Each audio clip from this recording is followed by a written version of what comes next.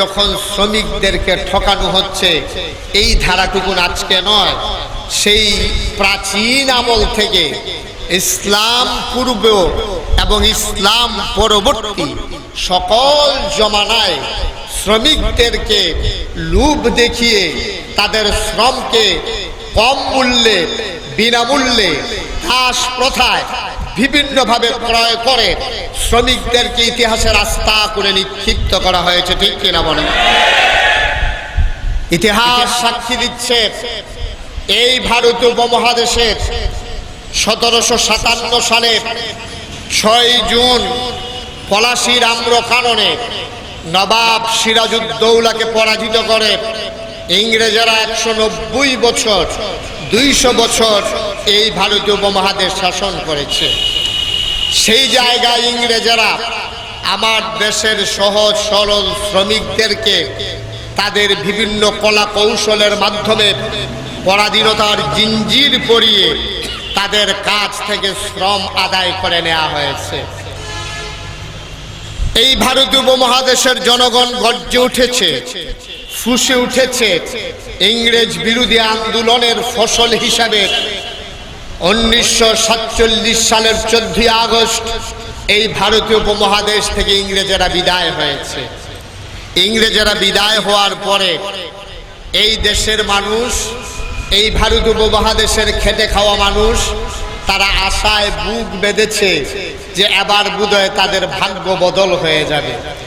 1947 সাল থেকে 1971 সাল পর্যন্ত যখন ইংরেজরা বিদায় হয়ে গিয়েছিল 1947 সালে, তখন এই ভারতীয় উপমহাদেশটাকে দুইটা ভাগে ভাগ করে রেখে গিয়েছে। একটা হচ্ছে পাকিস্তান, আরেকটা হচ্ছে হিন্দুস্তান।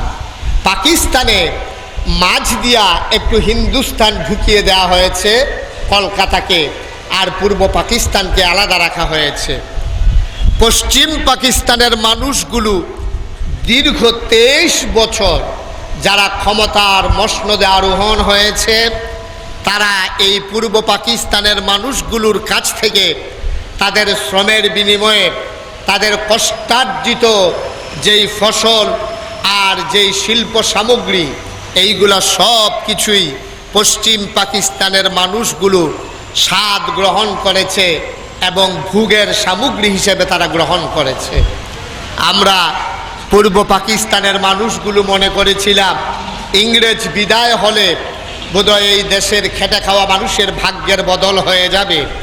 যখন পাকিস্তান আমলেও ভাগ্যের কোনো বদল হলো না, তখন 1971 সালের 26শে মার্চ এক মহান ঘোষণার মাধ্যমে বঞ্চনার স্বীকারোক্তি দিয়ে এই পূর্ব পাকিস্তানের মানুষগুলো গর্জে উঠল, ফুঁসে উঠল, এক রক্তক্ষয়ী সংঘর্ষে ঝাঁপিয়ে পড়ল।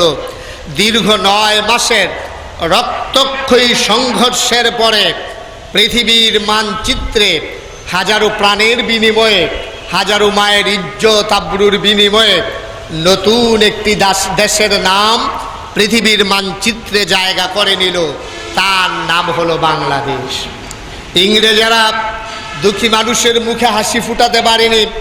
পাকিস্তানিরা আমাদের উপরে শোষণ করেছে।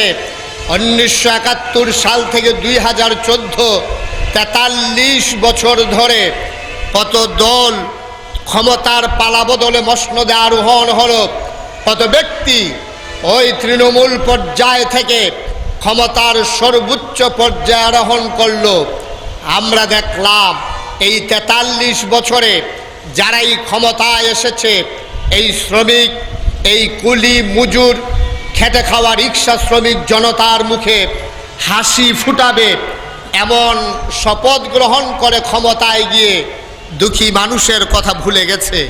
সবাই আমাদেরকে লোভ দেখিয়েছে, সোনার বাংলা, সার্বভৌম বাংলা, স্বনির্ভর বাংলা, কতভাবে এই দুঃখী মানুষের মুখে হাসি ফুটাবে এই আশাবাদ মানুষের সামনে পোষণ করেছে।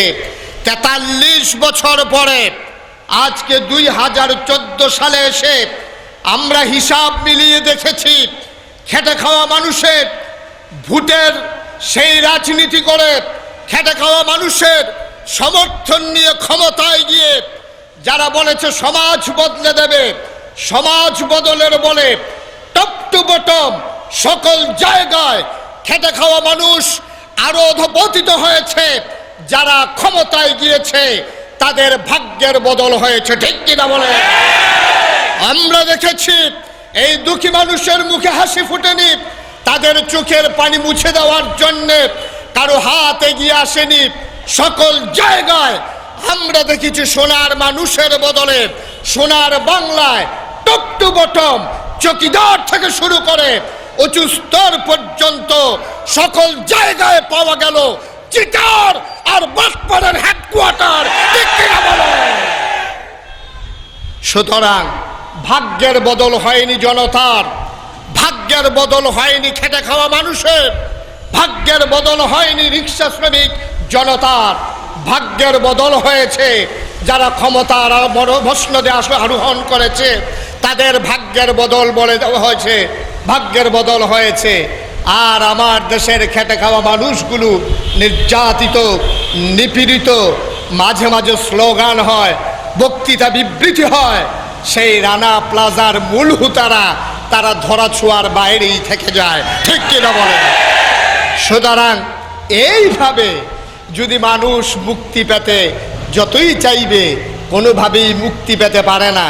মুক্তি যদি পেতে হয় সেই ১৫০০ বছর আগে হেরার রশ্মি নিয়ে যিনি সেই মহামানব, যিনি হেরার মশাল জেলে অন্ধকারকে আলোকিত করে দিয়েছিলেন, যিনি ওই দুঃখী মানুষের মুখে হাসি ফুটিয়েছিলেন, যিনি এই আপনার নবুয়ত প্রাপ্তির পরে ঘরের ভিতরে এসে যখন বললেন, খাদিজা তুমি কি শুনেছ আল্লাহর ফেরেশতা জিবরাইল এসে বলেছে আমি নাকি আল্লাহর নবী।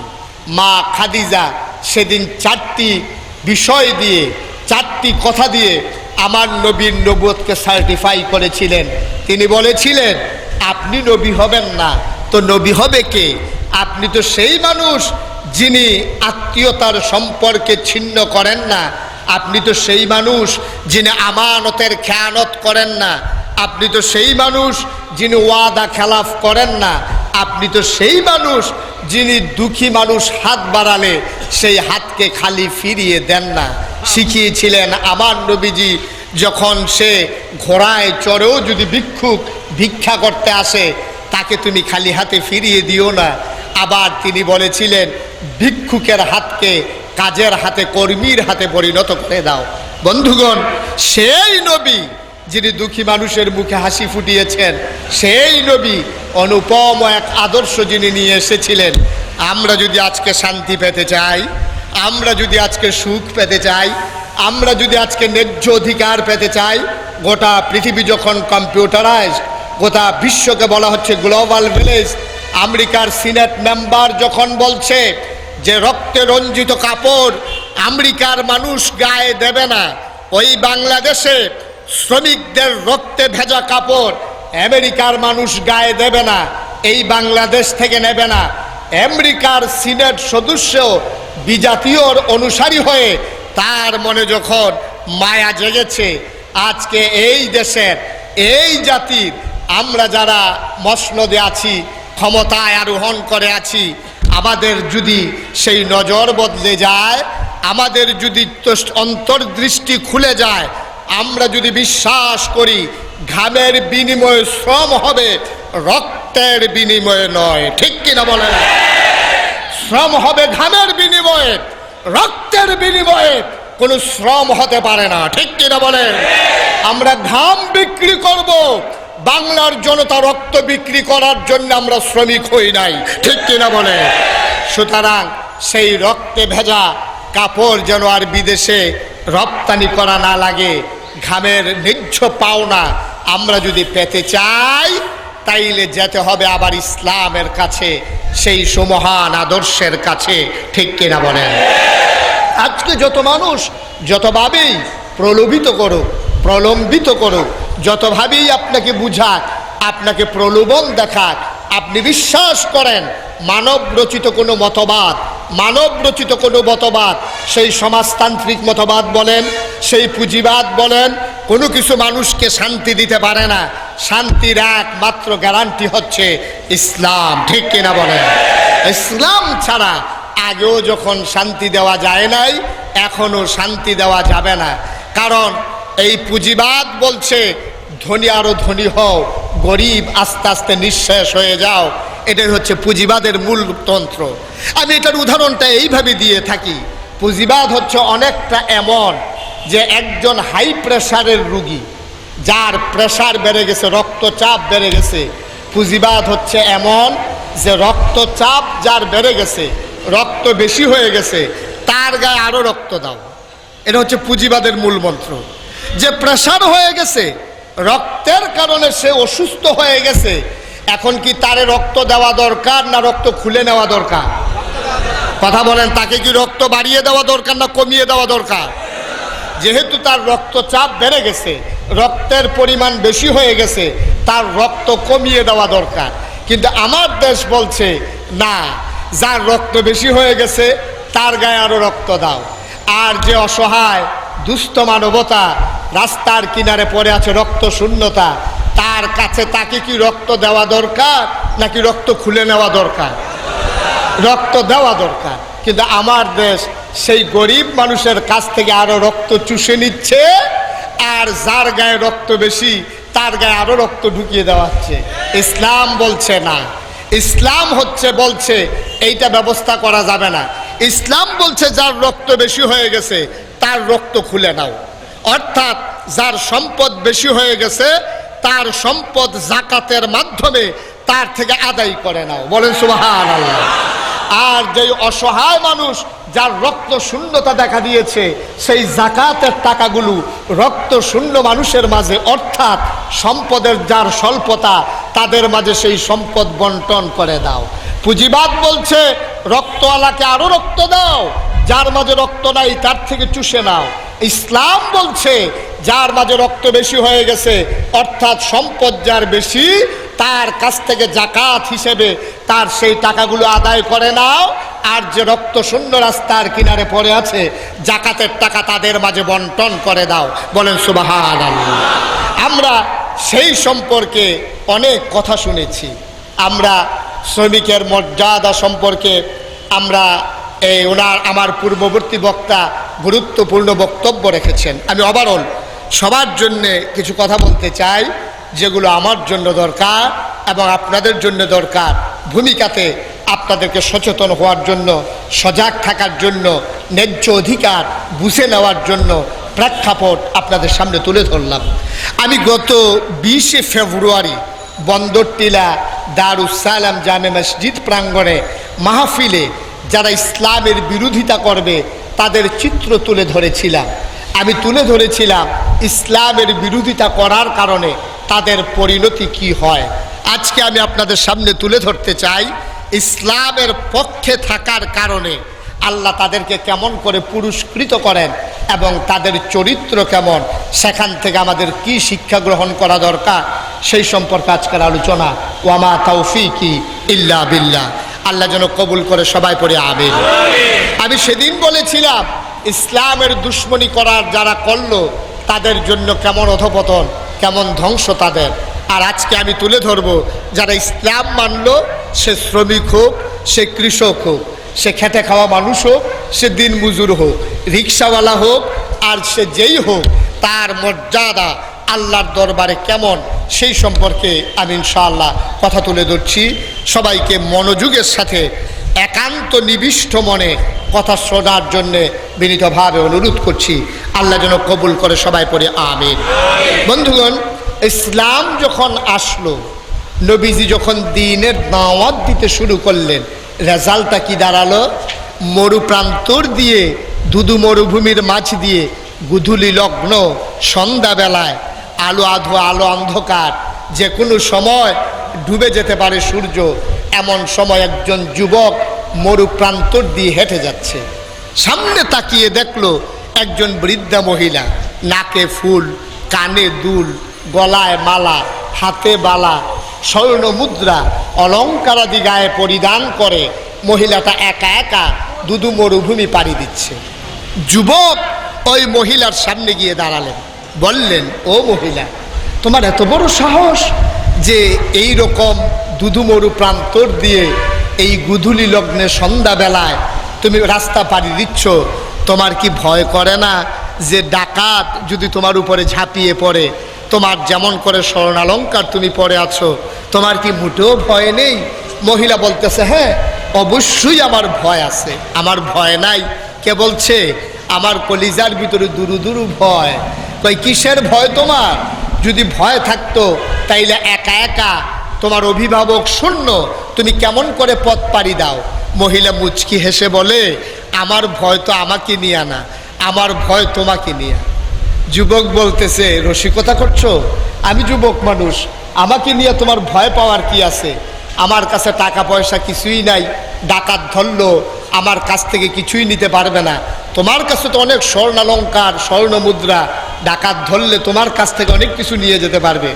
মহিলা বলে, আমার ভয় তোমাকে নিয়ে এজন্যে, তুমি যে আমাকে একা পেয়ে ভয় দেখাচ্ছ, এই খবর যদি এই পৃথিবীর শ্রেষ্ঠ শাসক সেই আমিরুল মুমিনিন অর্ধ পৃথিবীর প্রেসিডেন্ট হযরত উমর জানতে পারে যে তুমি যে তাদেরকে সেই ভয় দেখাচ্ছ আমাকে, এই ভয়ের খবর যদি উমরের কানে পৌঁছে, খোদার কসম আমার ভয় হয় যে তোমার এই চোখের জায়গায় উমর হয়তো চোখ রাখবে না।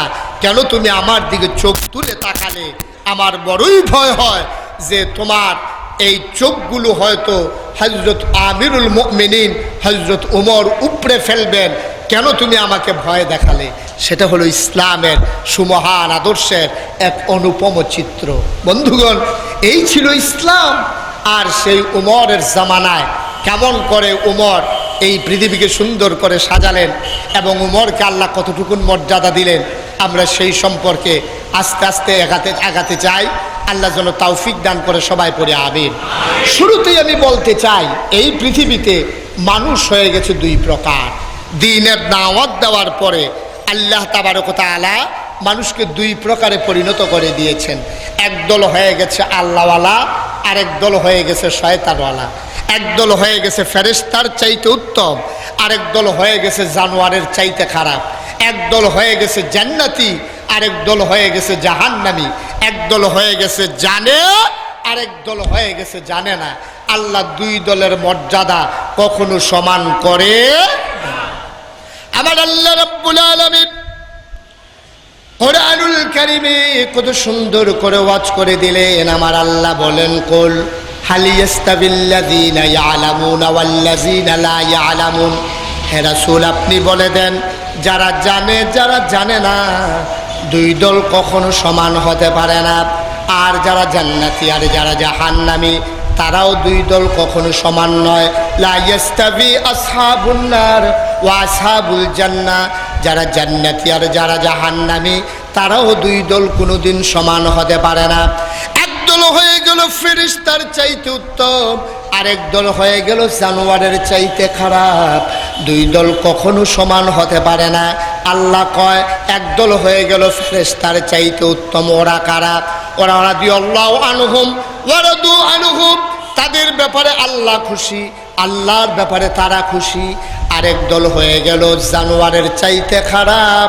আল্লাহ বলছেন, লাহুম কুলুবুল লা ইয়াফকাহুনা বিহা ওয়া লাহুম আয়ুনুল লা ইউবসিরুনা বিহা ওয়া লাহুম আযানুল লা ইয়াসমাউনা বিহা উলাইকা কাল আনআম বাল হুম আদাল। ওরা হলো এমন মানুষ যাদের মন আছে বুঝ নাই, চোখ আছে দেখে না, কান আছে শুনে না। সাধারণ মানুষ বলছে, এটা আবার কেমন মানুষ? আল্লাহ বলছেন, আমি কি বলছি নাকি মানুষ? উলাইকা কাল আনআম, ওরা হলো চতুষ্পদ জানোয়ারের মতো। আল্লাহ কয় না, বাল হুম আদাল, ওরা জানোয়ারের চাইতে আরো খারাপ। নাউযুবিল্লাহ। একদল মানুষ হয়ে গেল জান্নাতি, আরেক দল হয়ে গেল জাহান্নামী। ওই জান্নাতি মানুষ যারা, কেমন করে তাদের হেদায়েত নসিব হয়ে গেল? যে আমিরুল মুমিনিন হযরত উমর দারুন নাদওয়ার ভিতরে যখন বৈঠক বসে গেল, কাফেররা যখন সিদ্ধান্ত নিল যে মুহাম্মদের কল্যাণে দিতে পারবে, তার জন্য উটের পুরস্কার বরাদ্দ করা হলো। যে উমর বের হয়ে গেলেন আল্লাহর নবীর কল্যাণের জন্যে, সেই উমর মক্কার কাবা ঘরের সামনে দাঁড়িয়ে বেলালকে দাঁড় করিয়ে দিলেন, আজান দিয়ে দাও। বেলাল আজান দিচ্ছে, আর আবু জেহেল ক্ষিপ্রভাবে ঘর থেকে বের হয়ে এলো, এসে ডেকে বলতেছে, এত বড় সাহস কার, কাবা ঘরের সামনে আজান দেয়, এত বড় কলিজা কার? হযরত উমর রাদিয়াল্লাহু তাআলা আনহু বললেন, ও আবু জেহেল, তুমি নিভৃতে বাড়িতে চলে যাও, চুপি চুপি ঘরের অন্দর মহলে চলে যাও। আমি ওমর হুকুম করেছি, আজান হয়ে যাবে, আল্লাহর দিন আর ঘরের কোনায় চুপ করে থাকার বিষয় না। বলেন সুবহানাল্লাহ। আল্লাহর দিন নিভৃতে নিরালে মানুষের অগোচরে আর প্রচার হবে সেই সুযোগ নাই। সুতরাং আমি উমর বলেছি আজান দেওয়ার জন্যে, যদি কারো কলিজায় সাহস থাকে, কেউ যদি তার স্ত্রীকে বিধবা করতে চাও, কেউ যদি তার সন্তানকে এতিম বানাতে চাও, তাইলে আমার সামনে আমার সাথে পাহাড়ের ওই পারে দেখা করো। তার সন্তানকে এতিম বানানোর জন্যে আর স্ত্রীকে বিধবা বানানোর জন্য আমি উমরের তরবারি যথেষ্ট হয়ে যাবে। বলেন সুবহানাল্লাহ। যে উমর গেলেন আল্লাহ রাসূলের কল্যাণের জন্যে, সেই উমর ঘোষণা দিয়ে দিলেন যে যদি কেউ বিধবা করতে চাও, তার স্ত্রীকে আর সন্তানকে এতিম বানাতে চাও, তাহলে আমি উমরের সামনে চলে আসো। আবু জেহেল চমকে উঠলেন, তিনি থমকে দাঁড়ালেন, তিনি আশ্চর্যান্বিত হয়ে গেলেন। আবু জেহেল বলে, ও উমর, তুমি না মুহাম্মদের কল্যাণের জন্য গেছিলা, তুমি মুহাম্মদের কল্যাণতে গিয়া নিজে কল্যাণ নাই না, এখন দেখি ইসলামের কথা বলো। ওমর বলে যে, আবু জেহেল, আমি কল্যাণতে গেছিলাম, একটা তরবারিও সাথে নিয়ে গেছিলাম, কিন্তু গিয়া দেখলাম আমার তরবারি আর কেমন তরবারি, এর চাইতে অনেক বড় একটা তরবারি নিয়া আল্লাহর নবী বসে আছেন। যেরকম সুবহানাল্লাহ। আবু জেহেল বলে, এত বড় তরবারি সেই মুহাম্মদ পাইল কই? আমিও তো চিন্তায় ছিলাম।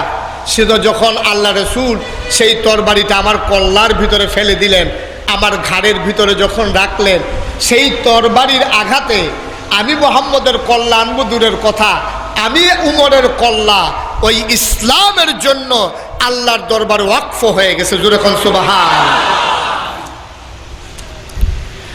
আবু জেহেল চিৎকার করে বলে, ওই তরবারি মুহাম্মদ পেল কোথায়?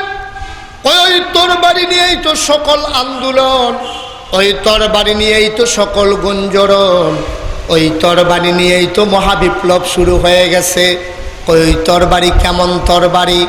ওমর মুচকি হেসে বলেন, ওই তরবারি দুনিয়ার তরবারির মতো কোনো তরবারি না, ওই তরবারির নাম হইল কালেমায়ে তাইয়্যিবা, লা ইলাহা ইল্লাল্লাহু মুহাম্মাদুর রাসূলুল্লাহ সাল্লাল্লাহু আলাইহি ওয়াসাল্লাম। মুহাব্বতের সাথে পড়েন, লা ইলাহা ইল্লাল্লাহ, লা ইলাহা ইল্লাল্লাহ, লা ইলাহা, জোরে জোরে লা ইলাহা, আরো জোরে লা ইলাহা, মধুর সুরে লা ইলাহা, মাশাআল্লাহ লা ইলাহা,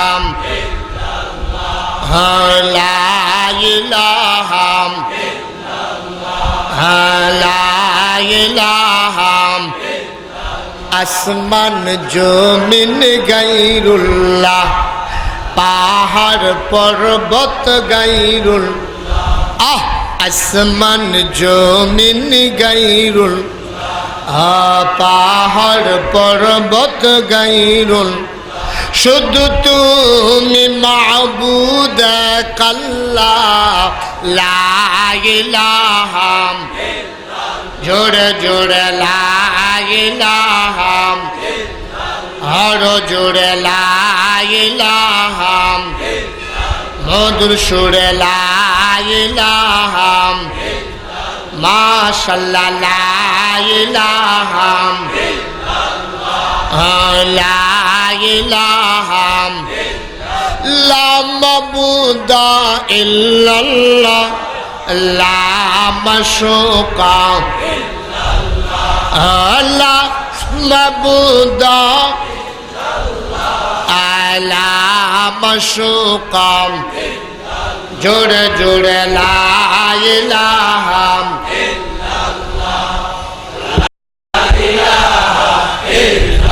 আরো জোরে লা ইলাহা মধুর সুরে লা ইলাহা মাশাআল্লাহ লা ইলাহা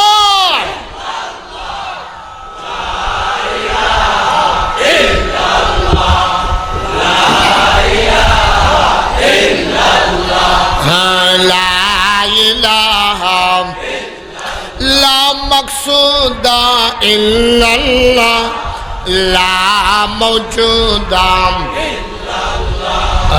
لا مقصودا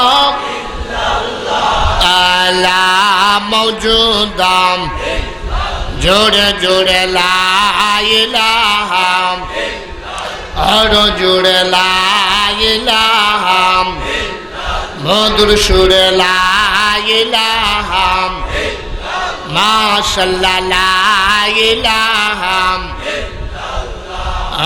লা ইলাহা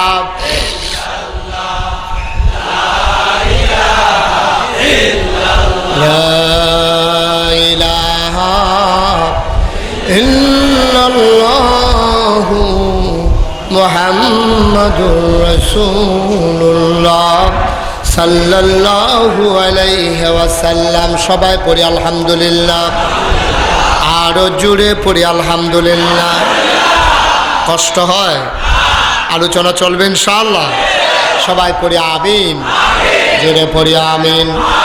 বন্ধুরা আমার, ভাইরা আমার, আজকে মালিক আর শ্রমিকের ভিতরে বৈষম্য, অথচ ইসলামের দিকে তাকিয়ে দেখো, যিনি রাষ্ট্রপ্রধান, যিনি অর্ধ পৃথিবীর প্রেসিডেন্ট, যার ব্যাপারে আমার নবী বলে দিলেন, ওমর রে ওমর, আমার পরে আর নবী নাই, আমার পরে যদি নবী থাকতো তাইলে তুই ওমর আমার পরে নবী হইতি। বলেন সুবহানাল্লাহ। অর্ধ পৃথিবীর প্রেসিডেন্ট, বাংলাদেশের মতো একটা দেশের প্রেসিডেন্ট আর প্রধানমন্ত্রী নয়, পুরা পৃথিবীকে অর্ধেকটা করলে অর্ধেকটার প্রেসিডেন্ট ছিলেন আমিরুল মুমিনিন হযরত ওমর। আল্লাহর হুকুম, নবীর দেয়া তরিকা, যিনি রাষ্ট্রপ্রধান হবেন তিনি শুক্রবারে জাতীয় মসজিদের ভিতরে তিনি জুমার খুতবা দেবেন, জুমার নামাজ পড়াবেন। মসজিদে নববীর ভিতরে আজান হয়ে গেল, দলে দলে মুসল্লি, মসজিদ ভরপুর হয়ে গেল, সূর্য পশ্চিম আকাশে ঢলে পড়ল, নামাজের সময় যায় যায়, এখনো আমিরুল মুমিনিন হযরত ওমর আসে না, যিনি ইমামতি করবেন ইমামের জায়গাটা খালি এখনো ওমর আসে নাই। সাহাবায়ে কেরাম পেরেশান হয়ে গেলেন। মুরিব্বি কয়েকজন সাহাবা, বয়স্ক কয়েকজন সাহাবা, একজন যুবক সাহাবাকে পাঠালেন, যাও তুমি হযরত ওমরের বাড়িতে গিয়ে দেখো আমিরুল মুমিনিন হযরত ওমর এখনো কেন আসে না, নামাজ কেন শুরু হয় না, ওয়াক্ত তো চলে যায়, সবাই মুসল্লিরা এসে গেছে। যুবক দিলেন দূর, হযরত ওমরের বাড়ির সামনে পৌঁছে গেলেন। ওমরের বাড়ির সামনে যখন যুবক পৌঁছে গেলেন, তাকিয়ে দেখলেন অর্ধ পৃথিবীর প্রেসিডেন্ট ওমর, জান্নাতের সুসংবাদ প্রাপ্ত ওমর, নবীর পরে যার নবী হওয়ার কথা, যদি নবুয়ত থাকতো, সেই ওমরকে তাকিয়ে দেখলেন বাড়ির সামনে খোলা আকাশের নিচে মরুভূমির বালির উপরে নিজের গায়ের পাঞ্জাবিটা, ভেজা পাঞ্জাবিটা বালির উপরে ছড়িয়ে রেখেছেন। আর অর্ধ পৃথিবীর প্রেসিডেন্ট ওমর মরুভূমির রোদের নিচে একা একা বসে বসে দেখতেছে পাঞ্জাবি শুকাইল কিনা। বলেন সুবহানাল্লাহ।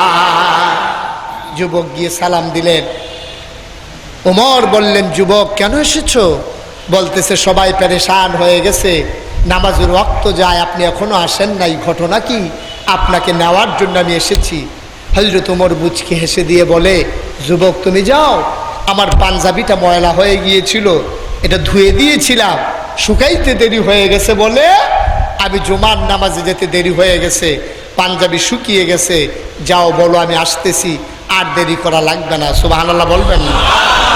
অর্ধ পৃথিবীর প্রেসিডেন্ট পাঞ্জাবি ধুইয়া রোদের ভিতরে বইসা অপেক্ষা করে শুকাইল কিনা, বুঝা গেল ওনার 10-12টা পাঞ্জাবি আছে। পাঞ্জাবি কয়টা? কথা বলবেন না, কয়টা? হযরত ওমর ওই পাঞ্জাবি গায়ে দিয়ে মসজিদের ভিতরে যখন ঢুকলেন, মিম্বারে যখন উঠলেন খুতবা দেওয়ার জন্যে, তিনি সালাম দিলেন সকল মুসল্লিদেরকে, তিনি খুতবা শুরু করবেন। এমন সময় একজন যুবক লাফ দিয়ে দাঁড়ালো, খাপ থেকে তরবারি খুলে ফেললেন, ডাক দিয়ে বললেন, ওমর আমার একটা প্রশ্ন আছে, যতক্ষণ প্রশ্নের জবাব না পাবো ততক্ষণ পর্যন্ত আমরা কেউ তোমার খুতবা শুনব না।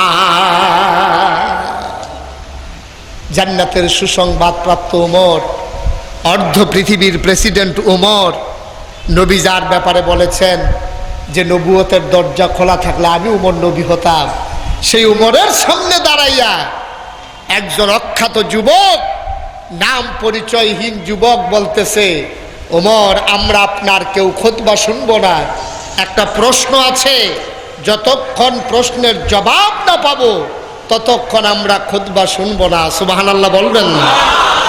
ইসলাম কারে কয়? ইসলাম কারে কয়? জবাবদিহিতা কাকে বলে? অর্ধ পৃথিবীর প্রেসিডেন্ট, যাকে দেখলে শয়তান পর্যন্ত ভয়ে পালিয়ে যেত, বাঘ পর্যন্ত যার মাথার কাছে পাহারায় বসে গেছে, মশা মাছি যেন কামড়াইতে না পারে। সুবহানাল্লাহ বলবেন না? সেই উমরের সামনে দাঁড়িয়ে যুবক বলে, প্রশ্নের জবাব দাও, তারপরে খুতবা শুনবো, তার আগে না। এই জবাবদিহিতা যতদিন ছিল ততদিন পৃথিবীতে শান্তি ছিল। জবাবদিহিতা নাই, পৃথিবীর ভিতরে শান্তিও নাই। ঠিক কিনা বলেন? হযরত উমর চুপ করে দাঁড়িয়ে গেলেন, বললেন, ঠিক আছে, তোমার কি প্রশ্ন তুমি প্রশ্ন করো, তারপরে খুতবা হবে। যুবক দাঁড়াইয়া বলতেছে, ইয়া আমিরাল মুমিনিন, আপনি জেনে থাকবেন যে কিছুদিন আগে বাইতুল মাল থেকে, সরকারি তহবিল থেকে সবাইকে এক টুকরা করে কাপড় দেয়া হয়েছে, সবাই আমরা এক টুকরা করে কাপড় পেয়েছি, নিশ্চয়ই আপনিও এক টুকরা কাপড় পেয়েছেন, প্রধান হিসাবে আপনি অবশ্যই 2 টুকরা পান না, 1 টুকরাই পাইছেন। ওমর বলতেছে, হ্যাঁ তোমরা যেমন 1 টুকরা কাপড় পেয়েছো, আমিও 1 টুকরাই কাপড় পেয়েছি। আশ্চর্যের বিষয় হলো, আমরা আমাদের টুকরা কাপড় দিয়া সবাই পাঞ্জাবি বানাইছি, আজকে আপনার পাঞ্জাবির দিকে খেয়াল করে দেখলাম, আমাদের পাঞ্জাবি যতটুকুন লম্বা হয় নাই, আপনার পাঞ্জাবি এর চাইতে অনেক বেশি লম্বা।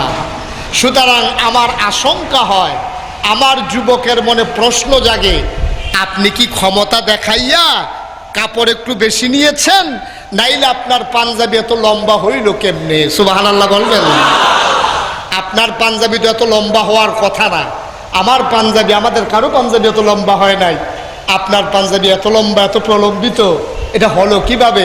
নিশ্চয়ই ক্ষমতা দেখাইছেন, জোর করছেন, যেমন করে আমার দেশে করা হয়। হয় নাকি হয় না?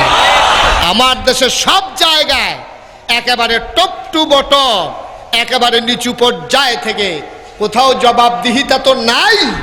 যারা যখন ক্ষমতায় এসেছে তাদের আঙ্গুলি হেলনে একেবারে পুলিশ প্রশাসন থেকে শুরু করে একেবারে বিচার ব্যবস্থা পর্যন্ত তাদের আঙ্গুলি হেলনে প্ররোচিত হয়েছে। ঠিক কিনা বলে?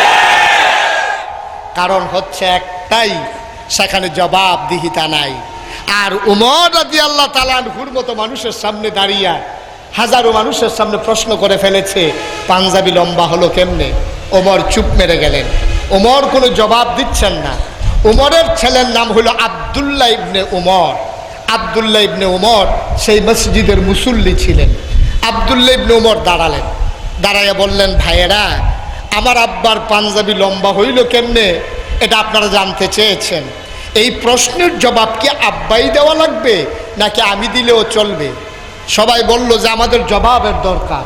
কে জবাব দিল এটা আমাদের দেখার দরকার নাই, তুমি যদি তোমার বাবার পক্ষ থেকে সঠিক জবাব দিতে পারো, আমরা যদি সন্তুষ্ট হই তোমার জবাবে, তাইলে তোমার জবাবেই চলবে, তোমার আব্বা জবাব দেওয়া লাগবে এমন কোনো কথা না। আব্দুল্লাহ ইবনে ওমরের ছেলে দাঁড়িয়ে তিনি চোখের পানি ছেড়ে দিলেন, ডাক দিয়ে বলেন, ও মদিনার মুসলমানেরা, ও নবীর সাহাবারা, তোমরা কি মনে করেছো আমার আব্বা ক্ষমতা দেখায়া কাপড় বেশি নিয়েছে? তোমরা কি মনে করেছো আমার আব্বা বাইতুল মাল থেকে কাপড় চুরি করেছে?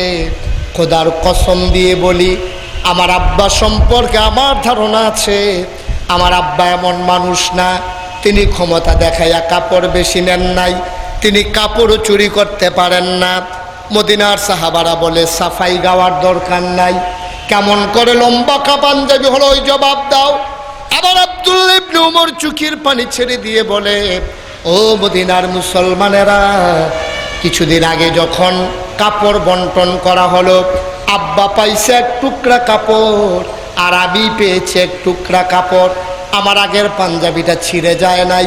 আমি বাড়িতে গিয়ে আব্বাকে বললাম, আব্বা আমার নতুন করে পাঞ্জাবি বানানো লাগবে না, আপনি মুরব্বী মানুষ, সামনে শীতের মৌসুম, আপনি আমার কাপড়ের টুকরাটাও নিয়ে নেন, লম্বা করে একটা পাঞ্জাবি বানান, তাইলে শীতের ভিতরে আরাম পেতে পারেন।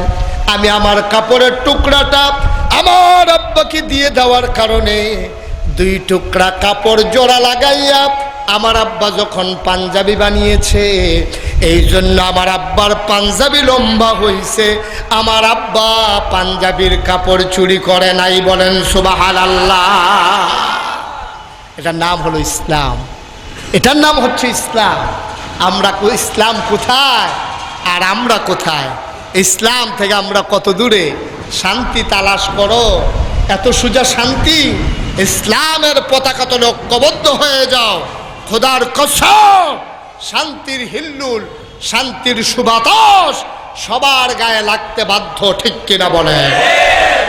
আল্লাহ হযরত ওমর রাদিয়াল্লাহু তাআলা আনহু চুপ মেরে দাঁড়িয়ে আছেন। মদিনার সাহাবারা বলেন, ওমর, আমরা সঠিক জবাব পেয়েছি, তোমার পাঞ্জাবি লম্বা হলো কেমনে? আমরা জবাব পেয়েছি, সুতরাং চিন্তার দরকার নাই, আবার তুমি খুতবা শুরু করে দাও। জনগণ অনুমতি দিয়েছে, আর তখন খুতবা পড়ানো হয়েছে। আমার দেশে নানান জায়গায় নাম বললেও তুক্তি হয়ে যায়। আমার দেশে ইমামতির জায়গায় আজকে শোলাকিয়াতে বলেন আর বাইতুল মুকাররমে বলেন, এমন মানুষকে ইমামতির জায়গায় দাঁড় করিয়ে দেওয়া হয়েছে যারা হচ্ছে ইসলামের সবচেয়ে, ইসলাম যাদেরকে ইসলামের পতাকা তলে থেকে সাহসিকতার সাথে যেই মানুষগুলো বাইতুল মুকাররমে দাঁড়িয়ে কথা বলার কথা ছিল, সেই মানুষগুলোকে আমরা ইমামতির জায়গায় পাই নাই, ঠিক কিনা বলে? আজকে দুর্ভাগ্য জাতির জন্য, জাতির জন্য দুর্ভাগ্য, এমন অথর্বকে বসিয়ে দেওয়া হয়েছে, ইসলামের কথা বলার সাহস যার নাই, ঠিক কিনা বলো? হিন্দু প্রধান ভারতে সেই দিল্লির শাহী মসজিদের ইমাম বুখারী ইসলামের পক্ষে কথা বলতে বিন্দু পরিমাণে কাউকে ভয় পায় না, ঠিক কিনা বলো? 90% জন লোক মুসলমানের দেশে আজকে ইমামতির জায়গায় থেকে ইসলামের কথাগুলো বলা হচ্ছে না, ঠিক কিনা বলো? দুর্ভাগ্য জাতির জন্য। বন্ধুগণ, যে কথাটুকুন বলছিলাম, হযরত ওমর রাদিয়াল্লাহু তাআলা আনহু তিনি কেমন শাসক ছিলেন, ইসলাম কেমন করে নিজের জীবনে নিয়ে এসেছিলেন, সেই কথাগুলো তোমাদের সামনে আমি তুলে ধরছিলাম। বন্ধুগণ, সেই ওমর রাদিয়াল্লাহু তাআলা আনহু তিনি যখন ইসলামের দ্বিতীয় খলিফা হয়ে গেলেন, বিদেশ থেকে আপনার মানুষ আসছে ইসলাম দেখার জন্য। এত সুন্দর ইসলাম, ওমর নাকি মহান শাসক, এত সুন্দর মুসলমানদের ইসলাম, এই ইসলামকে দেখার জন্য বিদেশ থেকে শাসক আসছে। আইসা মদিনার মুসলমান একজনকে জিজ্ঞেস করে, ভাই সাহেব, আপনার এই দেশের যে প্রেসিডেন্ট, ওই প্রেসিডেন্ট কই? বা আমার দেশে কোনো প্রেসিডেন্ট নাই। কয় তাইলে কি প্রধানমন্ত্রী? কয় না, প্রধানমন্ত্রী নাই। কয় তাইলে কি রাজা? কয় না, রাজাও নাই। মদিনা বিদেশি মেহমান কয় আজব কারবার তো, এখানে প্রেসিডেন্টও নাই, প্রধানমন্ত্রীও নাই, রাজাও নাই, বাদশাও নাই, তাইলে এই দেশটা চালায় কে? এবার মদিনার মানুষটাকে জিজ্ঞেস করলো বিদেশি মেহমান, তোমার দেশ চালায় কে? এবার মদিনার মুসলমান মুচকি হেসে বলে, এটা বলবো না, দেশ চালায় কে এটা জানতে চাও? তিনি প্রেসিডেন্টও না, প্রধানমন্ত্রীও না, তিনি রাজাও না, তিনি বাদশাও না, তিনি হচ্ছে মুসলমানদের খাদেম। জোরে কোন সুবহান। তিনি কি? তিনি খাদেম, তিনি শাসক নন, তিনি হচ্ছেন সুশীতের পক্ষে এক বলিষ্ঠ কণ্ঠস্বর। জোরে কোন সুবহান। কষ্ট হচ্ছে আপনাদের? মাইক ছেড়ে দেওয়া দরকার।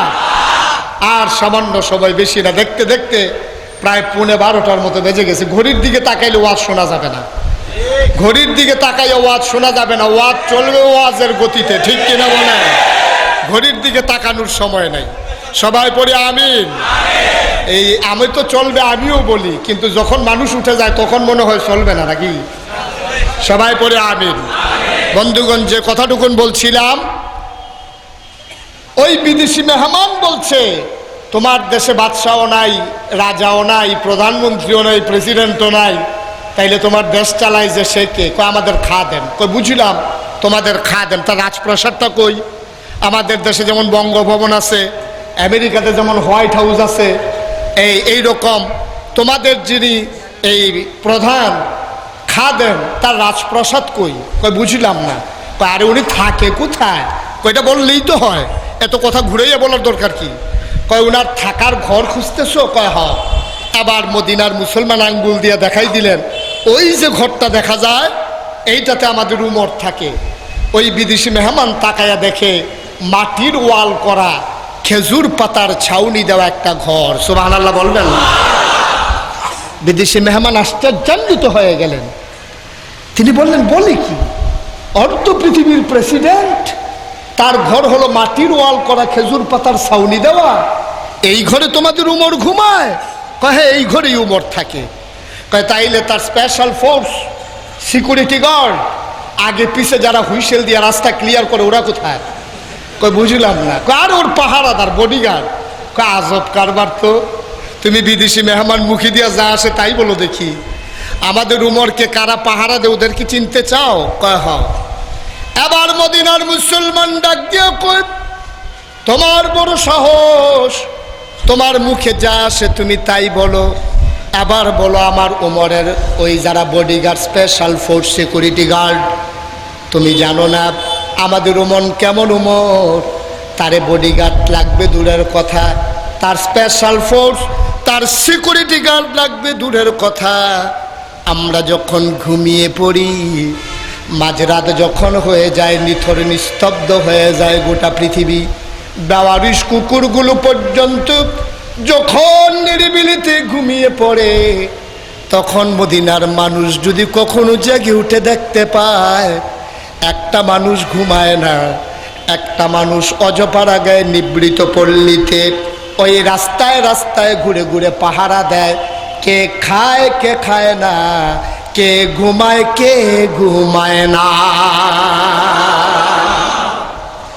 আমরা তাকে পাহারা দেব দূরের কথা, ওই মানুষটা আমাদেরকে পাহারা দেয়, ওই মানুষটাকে কেউ পাহারা দেওয়া লাগে না, ওই মানুষটা আমাদেরকে ঘুরে ঘুরে পাহারা দেয়, কে খায় কে খায় না, কে ঘুমায় না। মদিনার মানুষ ওই বিদেশি মেহমান কয় আজব কারবার, এমন সোনার মানুষও পৃথিবীতে আছে নাকি? কয় আমাদের উমরই তো আছে। কয় তোমাদের উমর এখন গেছে কই? এবার মদিনার মুসলমান আঙ্গুল দিয়ে ইশারা দিয়ে দেখাই দিলেন, কিছুক্ষণ আগে দেখেছি ওই পাহাড়ের দিকে তিনি রওনা করেছেন। বিদেশি মেহমান ওই পাহাড়ের দিকে দিলেন দৌড়, দৌড়ে দৌড়ে পাহাড়ের কিনারায় যখন চলে গেলেন, তিনি তাকায়া দেখে দূর থেকে পাহাড়ের পাদদেশে একটা খেজুর গাছ দাঁড়িয়ে আছে। খেজুর গাছের ছায়ায় একটা মানুষ মরুভূমির বালুর উপরে মাথার নিচে হাত দিয়া, অর্ধেকটা দেহ তার রোদে, অর্ধেকটা দেহ তার ছায়ায়, ওই মানুষটা মরুভূমির বালুর উপরে মাথার নিচে হাত দিয়া নাক ডাইকা ঘুমায়। বলেন সুবহানাল্লাহ। একটা মানুষ ঘুমোচ্ছে নাক ডেকে। বিদেশি মেহমান দূর থেকে তাকায়া দেখলেন ওই মানুষটার মাথার কাছে একটা বাঘ, কি কথা কয় না, কি মাথার কাছে একটা বাঘ বসে বসে ওই মানুষটার মুখের উপর থেকে লেজ দিয়া মশা আর মাছি তাড়াইতেছে। আপনারা যেইভাবে সুবহানাল্লাহ বলছেন মনে হয় চিটাগাং বন্দর টিলা কয়েকদিন আগেও এমন একটা ঘটনা ঘটছে নাকি, যে ইমাম সাহেব শুয়ে ছিল আর বাঘ এই মশা মাছি তাড়াইছে নাকি, এমন হয়েছে নাকি ঘটনা? যেরকম সুবহানাল্লাহ। বিদেশি মেহমান এক কদম আগায় দুই কদম পিছায়, মনে মনে চিন্তা করে এই মানুষটার মাথার কাছে বাঘ, নিশ্চয়ই এটা তার পালা বাঘ হবে, আমার যদি পায় দৌড় যে একটা দেওয়া লাগবে এতে কোনো সন্দেহ নাই। সে রাস্তাটা ক্লিয়ার রাখতেছে, দেখতেছে পিছনের রাস্তা ক্লিয়ার আছে কিনা, আমার দৌড়ান দিলে দৌড় তো দেওয়াই লাগবে, এই চিন্তায় সে একটু আগায় একটু পিছায়। এমন সময় হঠাৎ করে খেয়াল করে দেখলো ওই বাঘটা দুই পায়ের লেজ মাছ দিয়া লেজটা ঢুকাইয়া আস্তে করে গভীর জঙ্গলের দিকে রওনা করেছে। সুবহানাল্লাহ বলবেন। বাঘটা বুঝছে যে এই মানুষটা বোধহয় ঘুমন্ত মানুষের সাথে দেখা করতে চায়, আমার জন্য বোধহয় পারে না, এই চিন্তা করে বাঘটা আস্তে করে দুই পায়ের মাঝি দিয়ে লেজ ঢুকে চলে গেছে জঙ্গলের দিকে। এবার বিদেশি মেহমানটা ওই ঘুমন্ত মানুষটার পাশে গিয়া দাঁড়াইছে। দাঁড়ানোর পরে ঘুমন্ত মানুষটার ঘুম ভেঙে গেল। ঘুম ভেঙে যাওয়ার পরে তিনি লাফ দিয়ে উঠলেন। উঠে দেখে যে বিদেশি মেহমান বলতেছে, তোমাকে তো দেখলে নতুন মনে হয়, এই দেশে তো তুমি এই দেশের নাগরিক না, তুমি কোত্থেকে এসেছো? বলে যে আমি বিদেশি মেহমান। কার কাছে এসেছো? অর্ধ পৃথিবীর প্রেসিডেন্ট আমিরুল মুমিনিন হজরত উমরের কাছে একটু আসছিলাম, আপনি কি বলতে পারবেন উনি কই? এবার মানুষটা মুচকি হাসি দিয়া বলে, তুমি যেই উমরকে তালাশ করো আমি সেই উমর। বিদেশি মেহমান কয়, আমি পাগল না ওরা পাগল, আল্লাহ ভালো জানে। মাটির বিছানার ভিতরে শুয়ে রয়েছে, বালিশ নাই চাদর নাই, ওই লোকটা নাকি অর্ধ পৃথিবীর প্রেসিডেন্ট, হইলেও হইতে পারে, নাইলে মাথার কাছে বাঘ বসে আছে কেন? সুবহানাল্লাহ বলবেন। বিদেশি মেহমান আবার ডাক দেয়া কয়, আমি তো আপনার কাছে এসেছিলাম। কয়, আমি জানি তুমি আমার কাছে এসেছো, কেন এসেছো? বিদেশি মেহমান কয়, আমি কেন এসেছি এই কথা পরে হবে, আগে বলেন যা দেখলাম এটা কি দেখলাম? কয়, কি দেখলাম? কয়, আমি দেখলাম একটা বাঘ আপনার মাথার কাছে বসে বসে লেজ দিয়া মশা আর মাছি তাড়াইতেছে। এটা আমি কি দেখলাম আমাকে একটু বলেন দেখি, এটাও কি হয়? এটা কেমন আজব কথা, একটা মানুষ ঘুমিয়ে থাকবে আর বাঘ মশা মাছি তাড়াবে, এটা তো আশ্চর্যের কথা। হযরত ওমর তিনি মুচকি হেসে বলেন, ও বিদেশি মেহমান, এটা চিন্তা শুনাই, এইটাও স্বাভাবিক। সুবহানাল্লাহ বলেন। বিদেশি মেহমান কয়, এইটাও স্বাভাবিক? কয়, হ্যাঁ এইটাই স্বাভাবিক। কয়, এইটা আবার স্বাভাবিক হয় কেমনে? কেন অস্বাভাবিকের কি আছে, কেন স্বাভাবিক হবে না? কয়, এটা আবার স্বাভাবিক হয় কেমনে? বাঘ মানুষের মাথার কাছে বসে বসে লেজ দিয়া মশা মাছি তাড়ায় কেমনে? কয়, এইটা স্বাভাবিক। মানুষটা যখন আল্লাহর হয়ে যায়, কার হয়ে যায়? মানুষটা যখন আল্লাহর হয়ে যায়, সমস্ত মাখলুকাত তখন মানুষটার পায়ের নিচের গোলাম হয়ে যায়, ঠিক কিনা? মাল্লাহুল মাওলা ফালাহুল কুল, যার জন্য আল্লাহ তার জন্য সব। মানুষটা যখন আল্লাহর হয়ে যায়, যখন মানুষটা তার সকল কাজ আল্লাহর পায়ে সুপর্দ করে দেয়, যখন মানুষটা বলে ইন্না সালাতি ওয়া নুসুকি ওয়া মাহইয়ায়া ওয়া মামাতি লিল্লাহি রাব্বিল আলামিন, মানুষটা যখন স্বীকৃতি দিয়ে দেয় আমার নামাজ, আমার রোজা, আমার হজ, আমার যাকাত, আমার কোরবানি, আমার ঘুম থেকে ওঠা, আমার ঘুমাইতে যাওয়া, আমার সংসদ, আমার ইন্টারন্যাশনাল রিলেশন, আমার রান্নাঘর, আমার ব্যক্তি জীবন, আমার পারিবারিক জীবন, আমার সমাজ জীবন, আমার রাজনৈতিক জীবন, আমার অর্থনৈতিক জীবন, আমার ইন্টারন্যাশনাল রিলেশন কেবলমাত্র শুধুমাত্র একমাত্র লিল্লাহি রাব্বিল আলামিন, ওই আল্লাহ রাব্বুল আলামিনের জন্য যখন সুপর্দ করে দেওয়া হয়, আল্লাহর সমস্ত মাখলুকাত তখন মানুষটার পায়ের নিচের গোলাম হয়ে যায়। বলেন সুবহানাল্লাহ। কই বুঝলাম না। আমি আল্লাহর হাতে আমাকে সুপর্দ করে দিয়েছি, আমার বলতে কোনো জিনিস নাই। খোদার কসম আমি বাঘটাকে বলি নাই আমার মাথার কাছে আসার জন্যে। আমি ঘুমিয়েছিলাম, আমি ঘুমাতে পারি না, মশা মাছি উড়াউড়ি করে। আমি বাঘটাকে একবারও বলি নাই ও বাঘ তুমি আমার মাথার কাছে এসে যাও। বাঘটা আমার মাথার কাছে দিয়ে হেঁটে যাচ্ছিল, খেয়াল করে দেখলো আমি ঘুমাতে পারি না। এবার বাঘ আমার মাথার কাছে আইসা বসে গেল, মাথা ওই লেজ দিয়া মশা মাছি তারায়।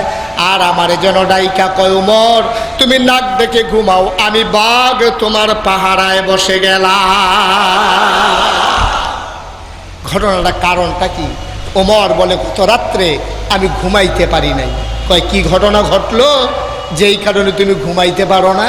তা আমার দেশের দায়িত্ব আমার উপরে, আমার সীমানার ভিতরে, আমার রাষ্ট্রের ভিতরে একটা কুকুর যদি না খেয়ে মারা যায়, ও শ্রমিকেরা মন দিয়ে শুনো, হযরত ওমর ঘোষণা করছে আমার দেশের ভিতরে, আমার বর্ডারে একটা কুকুর যদি না খেয়ে মারা যায়, সেই দিন যদি কিয়ামতের ময়দানে আল্লাহ ডাক দিয়ে বলেন উমর রে, ওমর তোরে প্রেসিডেন্ট বানাইছিলাম, তোর দেশের ভিতরে কুকুরটা কেন না খেয়ে মারা গেল, জবাব দেয়।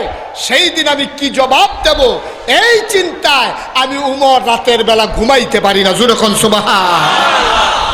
আমার ঘুম আসে, আমি জেগে জেগে পাহারা দেই, কে খায় কে খায় না, কে ঘুমায় কে ঘুমায় না। গত রাত্রে একেবারে অজপাড়া গায়ে নিবৃত পল্লীতে মদিনার বর্ডার বেল্টে আমি চলে গেলাম। আমি দেখলাম একটা তাঁবুর ভিতরে শেষ রাত্রে মিটি আলো জ্বলছে। আমি সেই আলো দেখে ভীত সন্ত্রস্ত হয়ে পড়লাম। আমি ভয়ে কম্পমান হয়ে গেলাম যে এই শেষ রাত্রে তাঁবুর ভিতরে আলো জ্বলে, আবার বর্ডার এলাকা, কোনো নির্যাতিত কোনো নিপীড়িত মানুষ, তার উপরে কোনো হায়ানা হিংস্র জন্তু জানোয়ার ঝাঁপিয়ে পড়লো কিনা আমার মনের ভিতরে ভয় ঢুকে গেল। আমি দিলাম দৌড়ে দৌড়ে দৌড়ে দৌড়ে আমি যখন তাঁবুর কিনারে পৌঁছে গেলাম, আমি তাঁবুর কিনারে বসে শুনলাম দুইজন মহিলার কথা শোনা যায়। আমি কথা শুনে বুঝলাম একটা হলো মা আর একটা হলো মেয়ে। সুবহানাল্লাহ বলবেন না? আমি তো চিন্তায় পড়ে গেলাম, মা মেয়ে এত রাত্রে সজাগ কেন? নিশ্চয়ই কোনো ভয়ের খবর। আমি শুনলাম কান পেতে মা বলতেছে ও মেয়ে আমার, আমরা তো দুধ দোয়াইয়া, আমরা গাভী থেকে দুধ আনি, ওই মালিক থেকে দুধ এনে বাজারে নিয়ে দুধ বিক্রি করি, কিন্তু গত কয়েকদিন ধরে বাজারের যে অবস্থা, যেই দামে দুধ কেনা এর চাইতে সেই দামে দুধ বিক্রি, মাঝে মোটেও লাভ হয় না, সংসার চালানোর কোনোই ব্যবস্থা নাই। একটা কাজ কর, শেষ রাত্রে সবাই বোধহয় ঘুমিয়ে পড়েছে, কেউ বোধহয় জাগনা নাই, বেওয়ারিশ কুকুরগুলো পর্যন্ত রাস্তার কিনারে ঘাপটি মেরে ঘুমিয়ে পড়েছে, তাড়াতাড়ি কর, জেগে উঠার আগে দুধের সাথে একটু করে পানি মিশাই দে, যেন সামান্য কিছু লাভ হয়, আমরা যেন সেই লাভে সংসার চালাইতে পারি। মেয়েটা বলতেছে মা তুমি যে আমাকে বলতেছো দুধের সাথে পানি মিশানোর জন্য, তোমার কি মনে নাই ওমর আইন করেছে দুধের সাথে যে পানি মিশাবে এই অপরাধের শাস্তি তাকে মাথা পেতে নিতে হবে, তুমি কি সেই কথা তোমার কানে আসে নাই? মা বলতেছে বোকা মেয়ে আমার, এত বোকাও কি মানুষ হয়? ওমর আইন করেছে, উমরের আইন উমরের জায়গায় আছে। এই অজপাড়া গায়ে নিবৃত পল্লীতে শুনশান নীরবতা, এখানে কোনো মানুষ নাই, এখানে যদি আমরা দুধের সাথে পানি মিশাই কেউ দেখবে না, কেউ জানবে না, কেউ শুনবে না, তাড়াতাড়ি কর পানি মিশাই দে। মেয়েটা এবার চোখের পানি ছেড়ে দিয়েছে, টপ টপ করে চোখের পানিগুলো পড়তেছে। মা বলতেছে ও মেয়ে আমার, বোকা মেয়ে, কান্নার কারণ কি, কেন কাঁদতেছস? ওই মেয়েটা চোখের পানি ছেড়ে দিয়ে কয় মা, ও মা তুমি ঠিকই বলেছ গো মা, নিশ্চয়ই সবাই ঘুমিয়ে পড়েছে, ওমর পর্যন্ত নিশ্চয়ই ঘুমে। মা ডাক দিয়া কয় ঠিকই তো, ওমর কি আমাদের ঘরের পেছনে বসে আছে নাকি? সুবহানাল্লাহ বলবেন না? নিশ্চয়ই ওমর নাক ডেকে ঘুমায়। জলদি কর পানি মিশাই দে। মেয়েটা ডাক দেয়া কয়, মা তুমি ঠিকই বলেছ, ওমর একজন মানুষ, ওমর তো ঘুমিয়ে যেতেই পারে, ওমর ঘুমাবে এটাই স্বাভাবিক। ওমর ঘুমাইলো কেন, এটা দোষ না। মা গো, ও মা, কিয়ামতের ময়দানে ওমর তো বিচার করবে না গো মা। মা, ও মা, কিয়ামতের ময়দানে ওমরের সাক্ষীও হবে না, কারণ ওমর দেখলে না সাক্ষী হবে। মা গো, আমি উমরকে কেন ভয় পাবো? যে উমর ঘুমিয়ে পড়লে দেখে না, যে উমর এক জায়গায় থাকলে আরেক জায়গায় দেখে না। মা গো, এমন একজন আছে গো, উমর যখন ঘুমায় তিনি তখনও ঘুমান না।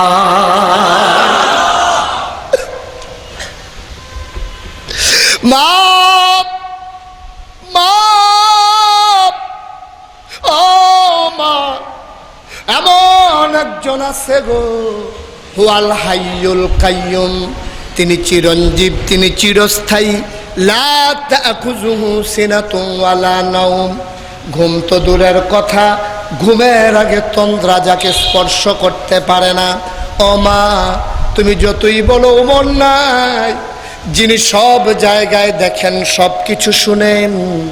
কত বছর গেল, কত শত বছর, লক্ষ কোটি বছর গেল, কত দিন যায়, সপ্তাহ যায়, মাস যায়, যিনি একটা সেকেন্ডের জন্য ঘুমান না। ও আল্লাহকে দেখাইয়া আমি মা দুধের সাথে পানি মিশাইতে পারবো না। ইসলাম, ও মুসলমান, ইসলাম কারে কয়? ও চিটাগাঙ্গের ভাইরা, ও বীর চট্টলার আমার কলিজার টুকরা যুবকেরা, মন দিয়ে কথা শুনো, লম্বা কথা না। সেই মেয়েটা কান্দে, কয় না মা, আমি আল্লাহকে দেখাইয়া দুধের সাথে পানি মিশাইতে পারবো না। ওমর এই কথাটুকুন শুনলেন, তিনি দিলেন দৌড়, দৌড়ে দৌড়ে ঘরে চলে গেলেন। ঘরে গিয়া তার পরিবারের সদস্যদেরকে ঘুম থেকে জাগালেন। ওমরের ছেলের নাম হইল আব্দুল্লাহ ইবনে ওমর। আব্দুল্লাহ ইবনে ওমরকে ডাক দেয়া, আব্দুল্লাহ রে, ও আব্দুল্লাহ, তোর কাছে আমার একটা কথা আছে। কয় বলেন আব্বা, কি কথা? কয় কথা বেশি কিচ্ছু না। আব্দুল্লাহ, ও আব্দুল্লাহ, তোর কাছে আমার কথা হইল, আমার তো বয়স শেষ হয়ে গেছে, যে কোনো দিন আমি মরে যেতে পারি, আমার আর বিয়ের বয়স নাই। আমি এমন একটা মেয়ের সন্ধান পেয়েছি, এমন চাঁদের টুকরা, এমন সোনার টুকরা একটা মেয়ের সন্ধান পেয়েছি। আমার যদি যৌবন থাকতো, আমার যদি বিয়ের বয়স থাকতো, আমি এই মেয়েটাকে হাতছাড়া করতাম না। এমন সোনার টুকরা মেয়ে আমি কোনোদিন হাতছাড়া করতাম না, আমি কোনো দিকে তাকাইতাম না, আমি তারা আমার ঘরের বধূ হিসেবে বরণ করে নিতাম। আব্দুল্লাহ রে, আমার ওই বয়স নাই, যা যা যা, আমি বাপ হিসেবে তোকে অনুরোধ করি, আমি একটা মেয়ের সন্ধান পেয়েছি, ওই মেয়েটাকে তুই বিয়ে করে নে। আব্দুল্লাহ বলে, আব্বা, আপনি যখন বলেছেন বিয়ে করতে আমার আপত্তি নাই, তবে আমার জানার আছে মেয়ের বংশ কেমন। কয় তা তো আমি জানি না। কয় দেখতে কেমন, লম্বা না খাটো? কয় খেয়াল করি নাই। গায়ের রং কেমন, কালো না ফর্সা? কয় এটা তো বুঝি নাই। আব্দুল্লাহ ডাক দেয়া কয়, আব্বা, আপনি বংশ জানেন না, লম্বা না খাটো এইটাও দেখেন নাই, কালো না ফর্সা এইটাও আপনি খেয়াল করেন নাই, তাইলে আপনি কি দেখে আমাকে এই মেয়ে বিয়ে করাতে চান? ওমর চোখের পানি ছেড়ে দিয়ে কয়, বংশ কেমন জানি না, লম্বা না খাটো জানি না, ফর্সা না কালো এই খবর নাই, কিন্তু মেয়ের যেই চরিত্র দেখেছি আমি গোটা মক্কায় আর মদিনায় এমন আল্লাহর ভয়ওয়ালা মেয়ে আর দেখি না। এমন কলিজার ভিতরে আল্লাহর ভয়, এমন ভয়ওয়ালা মেয়ে আমি আর দেখি নাই। হযরত আব্দুল্লাহ ইবনে ওমর ডাক দেয়া কয়, আব্বা, এই কথাই যদি কথা হয় আমার কোনো আপত্তি নাই, আপনার যদি বংশ না লাগে, আপনি যদি মেয়েটা কেমন দেখার দরকার না লাগে, আপনার কথার উপরে আমি আব্দুল্লাহ রাজি হয়ে গেলাম। মেয়েটা যদি বংশহীন হয়, মেয়েটা যদি কালো হয়, মেয়েটার যদি একটা হাতও না থাকে, মেয়েটা যদি অন্ধ হয়, খোদার কসম আপনার কথার উপরে আমি ওই মেয়ের জন্য রাজি হয়ে গেলাম। বলেন সুবহানাল্লাহ। বন্ধুরা আমার, ভাইয়েরা আমার, সকালবেলা হযরত ওমর পুলিশ পাঠিয়ে দিলেন ওই তাঁবুর ভিতরে। পুলিশেরা চলে গেল, গিয়া বলতেছে হযরত ওমর তোমাদেরকে বলেছে যাওয়ার জন্যে। হযরত ওমরের বাণী পেয়ে, ঘোষণা পেয়ে মা এবং মেয়ে ভয় পেয়ে গেল। মেয়ে বলতেছে মা, নিশ্চয়ই তোমার রাতের খবর ওমর পেয়ে গেছে গো মা। তুমি যে দুধের সাথে পানি মিশাইতে বলছো, নিশ্চয়ই উমর টের পেয়ে গেছে। মহিলা বলতেছে মেয়ে আমার, তুই তো ভালো কথা বলছস, তুই যা, তুই গেলে তো আর কোনো অসুবিধা নাই, আমি তো দুধের সাথে পানি মিশাইতে বলছি। পুলিশ বলছে না দুইজনকেই যেতে হবে। যখন দুইজনকে নিয়ে হাজির হলো, ওই উমরের খলিফার দরবারে যখন হাজির হয়ে গেল, খলিফা বলতেছে এই যে মা, ও মহিলা, এই মেয়েটা তোমার কি হয়? মহিলা বলতেছে এই মেয়েটা আমার মেয়ে হয়। কয় না, অসম্ভব, এই মেয়ে তোমার মেয়ে হতে পারে না। এটা কি তোমার মেয়ে? কয় হ্যাঁ এটা আমার মেয়ে। কয় সত্যি করে বলো, এই মেয়ের মা কি তুমি? কয় হ্যাঁ আমি এই মেয়ের মেয়ে। মা, কয় এই মেয়ের মা যদি তুমি হবা, তাইলে দুইজনের চরিত্রের ভিতরে আকাশ পাতাল তফাৎ। মেয়ের কলিজার ভিতরে যেই পরিমাণে আল্লাহর ভয়, তোমার কলিজায় তো সেই ভয় নাই। সুবহানাল্লাহ বলবেন। মেয়ে হইয়া মেয়ের কলিজার ভিতরে যেই ভয় আছে, তোমার কলিজায় তো এই ভয় নাই। বাংলাদেশে এমন অনেক বাপ আছে, নামাজ পড়ে না, রোজা রাখে না, ইসলামী আন্দোলনে বিশ্বাস করে না, কিন্তু ছেলেগুলা দেখা গেছে নামাজ রোজা করে, আল্লাহওয়ালা হয়ে ইসলামের পক্ষে জীবন দিতে রাজি আছে। এমন ছেলে, এমন যুবক, এমন কলিজার টুকরো যুবক এই বাংলার জমিনে আছে। ঠিক কিনা বলো? বাপ ইসলামে বিশ্বাস করে না, বাপ নামাজ পড়ে না, রোজা রাখে না, বাপ সমাজতন্ত্রে বিশ্বাসী, বাপ নানান মতবাদে বিশ্বাসী, কিন্তু সন্তানের হেদায়েত নসিব হয়ে গেছে, সন্তান জীবন দিতে প্রস্তুত। আমি বলি ইসলাম তো সেটাই। ইসলাম যখন তুমি মানবে, তখন তোমার জেল আসবে, জুলুম হবে, নির্যাতন হবে, নিপীড়ন হবে, মামলা হবে, হামলা হবে। ঠিক কিনা বলো? সুতরাং ইসলাম মানতে যাবা আর ফুল বিছানো পথ দিয়ে হেঁটে হেঁটে জান্নাতে চলে যাবা, এই আশা দুরাশা। ঠিক কিনা বলে? ইসলাম ফুল বিছানো নয়, কুসুমাস্তীর্ণ নয়। ইসলাম হচ্ছে কণ্টকাকীর্ণ, কাটা বিছানো পথ। এই পথে যারা চলেছে, আমার নবীর চাইতে ভালো মানুষ কই পাইবেন ভাই? কোথায় পাবেন আমার নবীর চাইতে ভালো মানুষ? এই নবী তো আলামিন, এই নবী তো সাদেক, এই নবী তো বিশ্বাসী, এই নবী সত্যবাদী। যখন সাফা পাহাড়ে উঠে নবীজি মাত্র বললেন যে ও দেশের মানুষেরা, তোমরা যে 360 দেবদেবীর আবাদত করো, 360 দেবদেবীর আবাদত ছেড়ে দাও, এক আল্লাহর আবাদত করা লাগবে। এই কথা বলার পরে কাফেরেরা তারে কি ফুলের মালা দিছিল না পাথর মারছিল? কথা বলেন, ফুলের মালা না পাথর?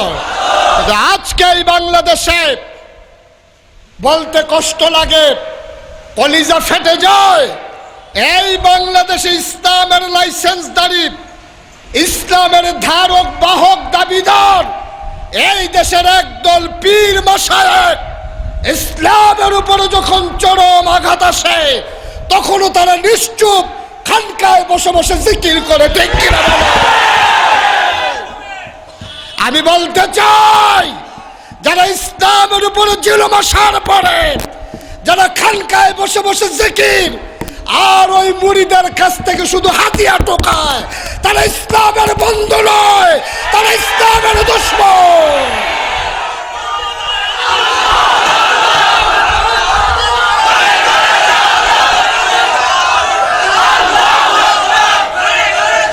বন্ধুগণ, বন্ধুগণ, মনে রাখা লাগবে, যারা ইসলামের দুর্যোগ মুহূর্তে ইসলামের পক্ষে কথা বলে না, হাত তুলে দেখো, আমরা তাদের সাথে নাই।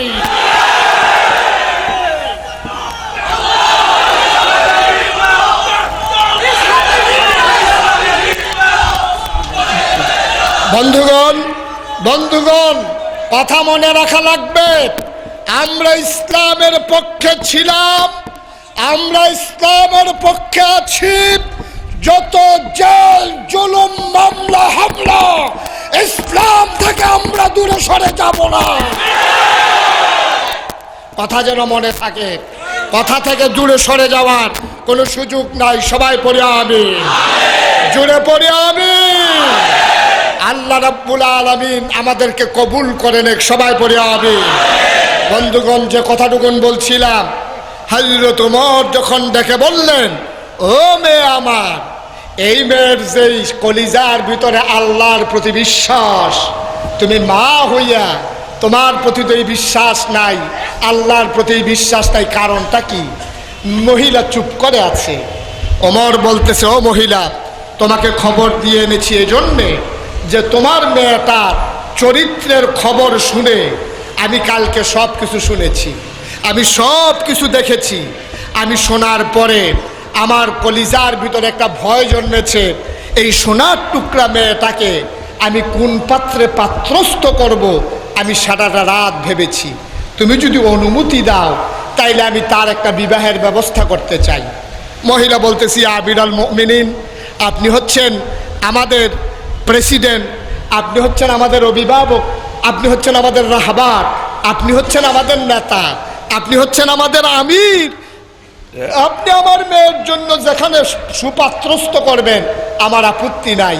ওমর মুচকি হেসে বলেন, যদি ঘটনাটা এমন হয়, আমার ছেলে আব্দুল্লাহকে দিয়া তোমার মেয়েটাকে আমার ঘরে নিতে চাই। সুবহানাল্লাহ বলবেন।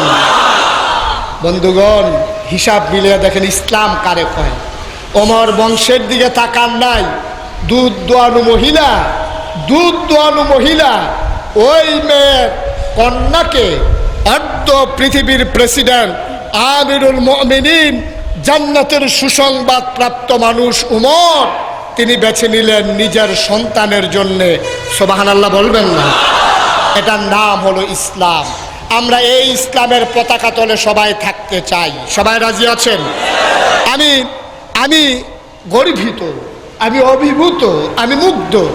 আমি আজকের মাহফিলটা দেখে আমি অভিভূত হয়েছি। শ্রমিকেরা কয় টাকা বেতন পায়, কয় টাকা বেতন পায়? এক বেলা খাইলে আরেক বেলা খাবার নিয়ে টেনশনে থাকা লাগে। বাসার অবস্থা কত নড়ে বড়ে, আমার চোখ দিয়ে পানি চলে আসে।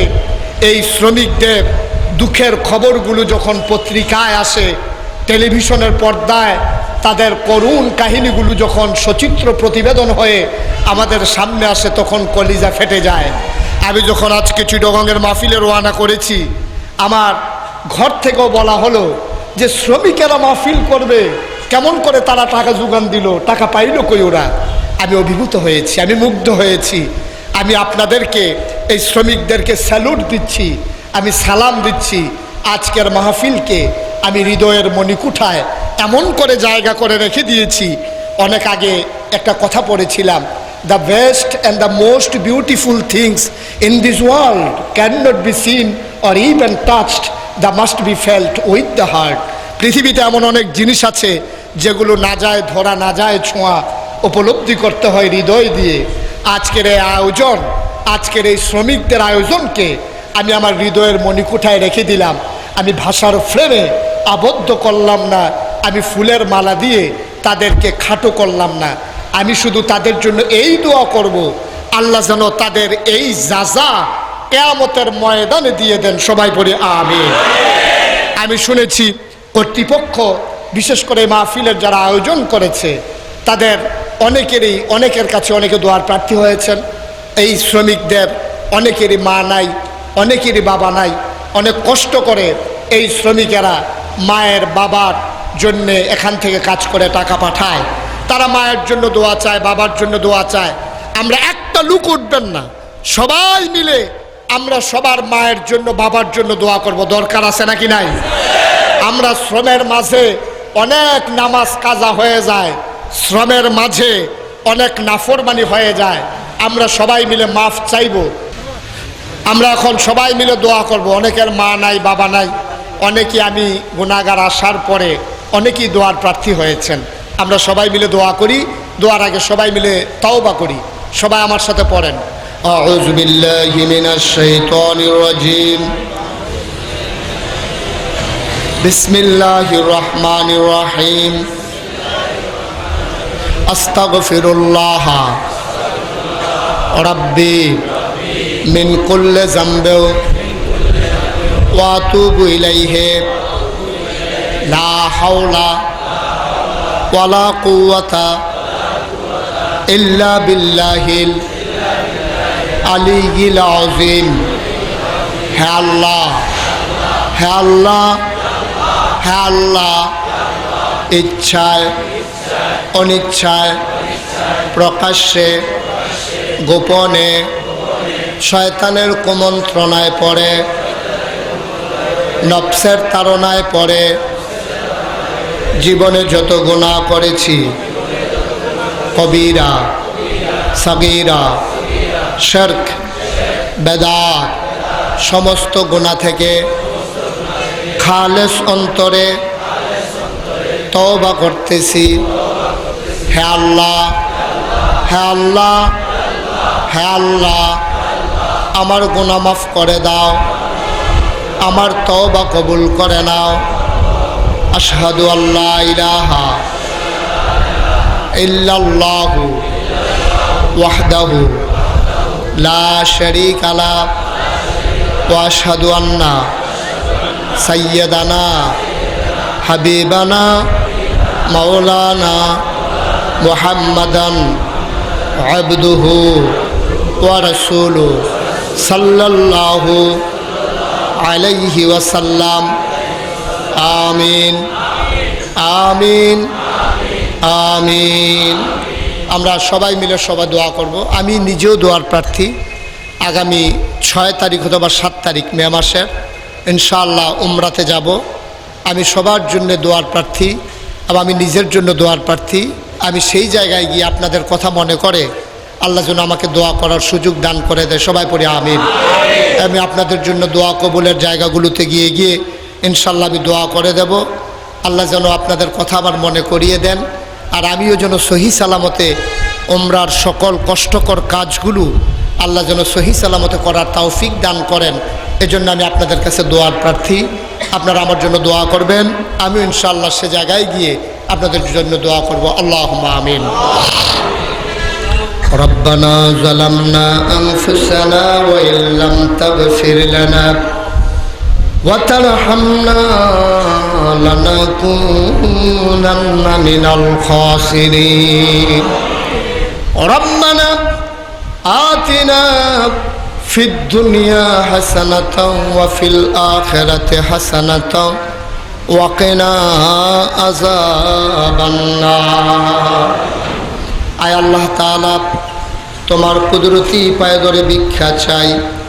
গার্মেন্টস শ্রমিকদের উদ্যোগে আয়োজিত আজকের এই মাহফিলে হাজার হাজার মানুষ হাজির হয়ে গেল। সবাই তোমার দরবারে হাতগুলো বাড়িয়ে দিল। ইয়া রাব্বাল আলামিন, এই মুহূর্তে আমি গুনাহগারের সাথে যারা হাত বাড়ালো, আমি ধনী বুঝি না, গরিব বুঝি না, আমি মূর্খ বুঝি না, শিক্ষিত বুঝি না, আমি পুরুষ বুঝি না, মহিলা বুঝি না, আমি নেককার বুঝি না, গুনাহগার বুঝি না। এই মুহূর্তে আমি গুনাহগারের সাথে যারা হাত বাড়াইল, একটা হাত তুমি আল্লাহ খালি ফিরাইয়া দিও না। যার মনে যত নেক আশা আছে পূরণ করে দাও, যার যত অভাব আছে দূর করে দাও, যার যত পেরেশানি আছে উদ্ধার করে নাও, যারা ঋণগ্রস্ত ঋণ মুক্ত বানাইয়া দাও, যারা অসুস্থ শেফায়ে কামেলা নসিব করে দাও। ইয়া রাব্বাল আলামিন, যারা বিদেশে পড়ে আছে সহি সালামতে রাখো, যারা বিদেশে যেতে চায় সহি সালামতে নিও। ইয়া রাব্বাল আলামিন, আমার দেশের অবহেলিত, নির্যাতিত, নিপীড়িত একদল মানুষ যাদের পরিচয় হলো তারা শ্রমিক, তারা যদি না থাকতো আমার দেশের অর্থনীতির চাকা ঘুরতো না। কিন্তু তারাই সবচেয়ে বেশি অবহেলিত, সবচেয়ে বেশি লাঞ্ছিত, নিপীড়িত। এমন মানুষগুলো শত ব্যস্ততার মাঝে, শত অভাবের মাঝে তোমাকে ডাকার জন্য, তোমার দ্বীনের কথাগুলো শোনার জন্য। ইয়া রাব্বাল আলামিন, এই সুন্দর আয়োজন করলো, ব্যবস্থা করলো, তুমি আল্লাহ কবুল আর মঞ্জুর করে না। যারা দানের হাত বাড়িয়ে দিল, এই দানগুলোকে কিয়ামতের ময়দানে তুমি মাবুদ নাজাতের একটা উসিলা বানিয়ে দিও। যাদের মা নাই, যাদের বাবা নাই, মা বাবার কবরগুলোকে জান্নাতের টুকরা বানিয়ে দাও। আমি আসার পরে কত মানুষ আমি গুনাহগারের কাছে দোয়া চাই। ইয়া রাব্বাল আলামিন, আমি কি দোয়া করব? গুনাহগার গোলাম তোমার, আমি দোয়া করে দেই, এই মুহূর্তে যারা হাত বাড়াইলো, একটা হাত তুমি আল্লাহ খালি ফিরাইয়া দিও না। ইয়া রাব্বাল আলামিন, এই খেটে খাওয়া মানুষগুলোর মুখে তুমি হাসি ফুটিয়ে দাও। ইয়া রাব্বাল আলামিন, এই মানুষগুলোর কষ্ট তুমি লাঘব করে দাও। মাথার গাম পায়ে ফেলে পরিশ্রম করে করে যেই টাকা কামাই করে রোজগার করে তার একটা অংশই মাহফিলের জন্য যারা বাড়িয়ে দিল, দান করে দিল, এই দানগুলাকে কিয়ামতের ময়দানে নাজাতের একটা উসিলা বানিয়ে দিও। ইয়া রাব্বাল আলামিন, সবাইকে তোমার কুদরতি হাতে সুপর্দ করে দিলাম, তুমি মাবুদ সবার জামিন হয়ে যাও। আল্লাহ, একদল আলেম নাকি এমন আছে যাদের চেহারার দিকে তাকাইলে গোনা ঝরে ঝরে পড়ে যায়। আমাদের চেহারা এমন চেহারা বানাইছনি গো আল্লাহ। একদল আলেম নাকি এমন আছে যাদের হাতে হাত লাগাইয়া মুসাফা করলে আমল নামা থেকে গোনা ঝরে ঝরে পড়ে যায়। আমাদের হাত এমন হাত বানাইয়া দাও, যারা এই হাতের সাথে হাত লাগাইয়া মুসাফা করবে তাদের আমল নামায় আর গুনাহ রাখো না। ইয়া রাব্বাল আলামিন, আমি আসার পরে কত মানুষ দোয়ার প্রার্থী হয়েছে, যত মানুষ দোয়া চাইছে আর যত মানুষ দোয়া চাইবে, একটা হাত তুমি আল্লাহ খালি ফিরাইয়া দিও না। ইয়া রাব্বাল আলামিন, আল্লাহ, আমি আসি আর না আসি, আমি থাকি আর না থাকি, আজকের এই মাহফিল উপযুক্ত খাদেম দিয়া কিয়ামত পর্যন্ত কায়েম আর দায়েম রেখে দিও। ইয়া রাব্বাল আলামিন, যত মানুষ দোয়া চাইছে আর যত মানুষ দোয়া চাইবে, একটা হাত তুমি আল্লাহ খালি ফিরাইয়া দিও না। মাবুদ, এই বন্দর টিলায়, এই ফ্রিপোর্ট এলাকায় আল্লাহ, আমি আস্তে আস্তে এই মানুষগুলোর সাথে আমার একটা মধুর বন্ধন হয়ে গেছে। তারা আমার মানুষ হয়ে গেছে, আমি তাদের মানুষ হয়ে গেছি। আল্লাহ, আমি আমার মানুষগুলাকে নিয়ে হাত বাড়াইলাম, একটা হাত তুমি আল্লাহ খালি ফিরাইয়া দিও না। রব্বানা ফাগফির লানা যুনুবানা ওয়া কাফফির আন্না সাইয়্যাতিনা ওয়া তাওয়াফফানা মাল আবরার। আয় আল্লাহ তাআলা, আমি আবারও চাই, যত মানুষ দোয়া চাইছে আর যত মানুষ দোয়া চাইবে, একটা হাত তুমি আল্লাহ খালি ফিরাইয়া দিও না। আমিন আমিন আমিন ইয়া রাব্বাল আলামিন। বিহাক্কে কলমায়ে তাইয়্যিবা লা ইলাহা ইল্লাল্লাহু মুহাম্মাদুর রাসূলুল্লাহ সাল্লাল্লাহু আলাইহি ওয়াসাল্লাম। আসসালামু আলাইকুম।